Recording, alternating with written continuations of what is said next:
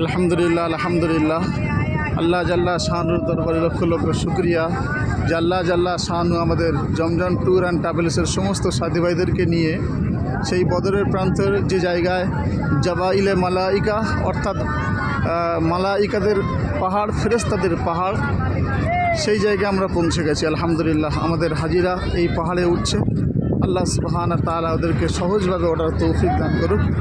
যে জায়গায় আমরা পৌঁছে গেছি জাবাইলে মালাইকা অর্থাৎ ফেরেশতাদের পাহাড় বলা হয়। এই পাহাড়ে আল্লাহ সুবহানাহু ওয়া তাআলা 1000 ফেরেশতা আগমন করেছিলেন। 1000 ফেরেশতা এই পাহাড়ে নেমেছিলেন। আলহামদুলিল্লাহ আমাদের সঙ্গে হযরত মাওলানা মুফতি কারি আব্দুল সামাদ সাহেব তিনি এসেছেন, তিনিও পাহাড়ে উঠছেন। আল্লাহ সুবহানাহু ওয়া তাআলা এই সমস্ত হজরতদের বরকতি পাহাড়ে, বরকতি জায়গাতে পা দেওয়ার তৌফিক দিয়েছেন। ওঠার সুযোগ সুবিধা, ক্ষমতা, যোগ্যতা সব কিছুই আল্লাহ জাল্লা শাআনু দিয়েছেন। আলহামদুলিল্লাহ আমরা পৌঁছে গেছি সেই বদরের প্রান্তের জাবাইলে মালাইকা অর্থাৎ ফেরেশতাদের পাহাড়, যে পাহাড়ে 1000 ফেরেশতা আগমন করেছিলেন। আলহামদুলিল্লাহ আলহামদুলিল্লাহ।